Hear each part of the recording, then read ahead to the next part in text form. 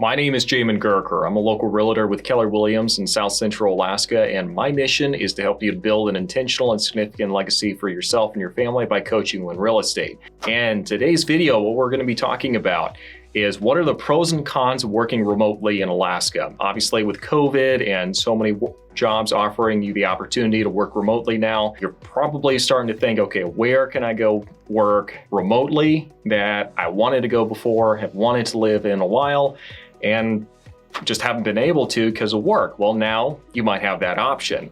So for those of you who are thinking about it, Alaska is probably something that you're considering, at least if you're watching this video.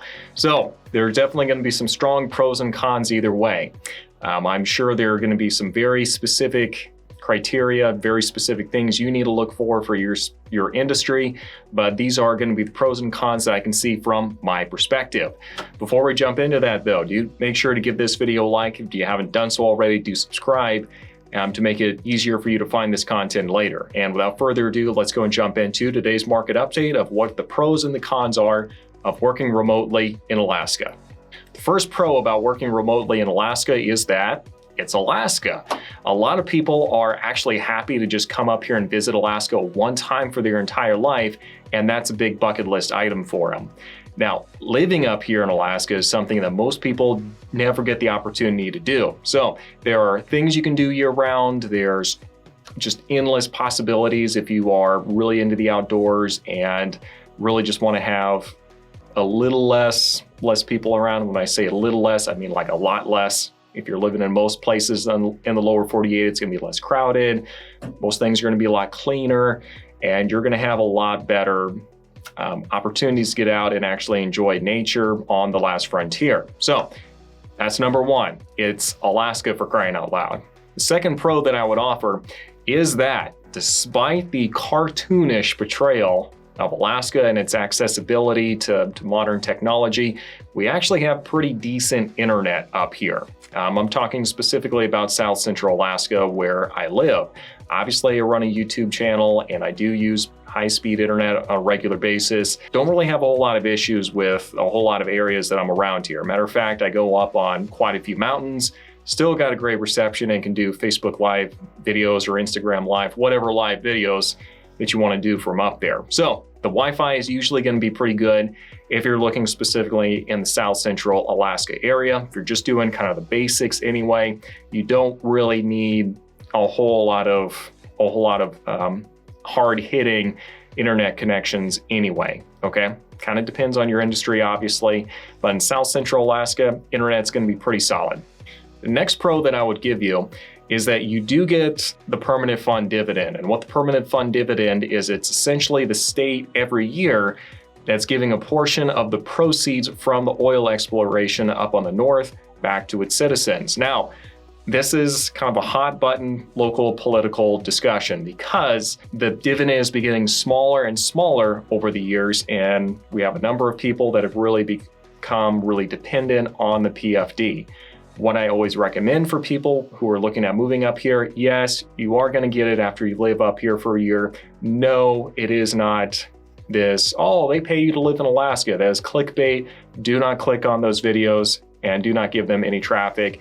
It's a complete lie, okay? Nobody pays you to live in Alaska, not in the way where, you can afford to live off of it for your entire year, okay? That's insane. But it's a nice little bonus though, as long as you make sure your budget does not include that, and it's just a fun little bonus for you to get some spending money. That's the way that you should be approaching it. Additionally, one of the nice things about Alaska is it has such a diverse climate. So you can live up in Barrow, where it is literally you're in the Arctic, and that's going to be about as cold as it gets really about anywhere. That's going to be pretty extreme, where you are going to be dealing with polar bears and you're going to be dealing with a lot of the extremes of the climates up there. Or you can go live on Kodiak Island, where it's more or less like a rainforest, doesn't really get a whole lot of snow during the winter time. Or you can live in South Central Alaska, where you kind of have a blend between the two. You can go live on the Kenai Peninsula, where it's pretty much going to be South Central Alaska, just a little bit more moderate than what you're going to have up in the far north. Or you can live, it's pretty much Seattle light. at least for the climate, down in Southeast Alaska and kind of the smaller communities along there like Juneau, Skagway, Ketchikan, all those places. So you do really get a wide variety of climates that you can pick from when you're trying to decide if you want to live in Alaska. Again, I think it's kind of a disservice to people with all of our cartoonish reality TV making it look like Alaska's got one setting and that's it. No, there's all sorts of different climates up here that you can pick from. Let's take a quick break here. If you're looking at moving to Alaska, one thing that's going to be pretty useful to you is my free relocation guide about what it's like moving to South Central Alaska. So do make sure that you reach out to me on my website. A link for that's going to be in the description section down below. Just make sure you put in the little message section, relocation guide, so I know exactly how I can help you. But the relocation guide is going to answer some very basic general questions about what it's like moving up here. And then if you want to have those more specific questions answered, then do make sure you put your phone number in there as well so I can answer those for you. So make sure that you do that. It's free and no reason not to. And let's go and finish today's video. Now let's look at the dark side of moving to Alaska and working remotely here. So the first thing that I want to point out is that while Alaska is not the most expensive place to live in the United States, like by a long shot, you look at places like New York or California, there's just no comparison, but it is definitely not the least inexpensive place to live in the Union, okay? It's gonna be expensive. So if you're used to a certain salary, make sure that that's gonna get you the lifestyle that you're wanting to live up here in Alaska. The second big con that I would mention is that it's going to be a little bit more of a commitment to get anywhere when you live up here in Alaska. So when you're working remotely, if you have to report somewhere on a regular basis, just know that that is going to be an extra leg of logistics you're going to have to overcome every time that you want to go somewhere. So just know that Alaska is a lot more remote than it looks like on the map. So pull out a map, take a look at it, and you'll really appreciate, oh shoot, yeah, that is as a bit more traveling, a bit more flying. So just know if you have to report somewhere like monthly or something like that, that's going to be an extra expense and an extra piece of logistics you need to work out ahead of time. The final thing that I would throw out there is that Alaska and South Central Alaska, super not a metropolitan area. So if you need somewhere like a San Francisco, a New York, Tennessee, somewhere like that, Nashville, Tennessee, I should say, not Tennessee as an entire state. If you're needing something that has more of that metropolitan feel to it, and you need that kind of constant hustle and bustle and that lifestyle there, Alaska is probably not a place you should really consider. Great place to visit, probably not a good place for you to live though. It's a much slower pace of life up here.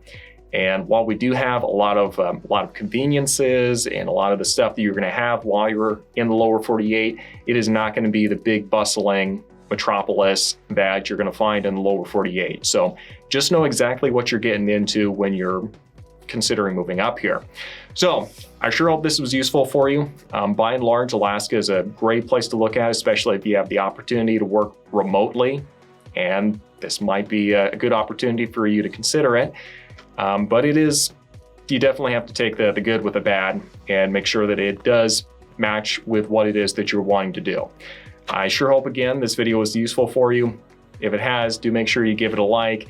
And if you have any questions, you post those in the comment section down below. If you want to get a hold of me, you can certainly do that through my Facebook page. The link for that is going to be in the description section down below, or simply just register on my website. So thanks for watching. We'll see you next time.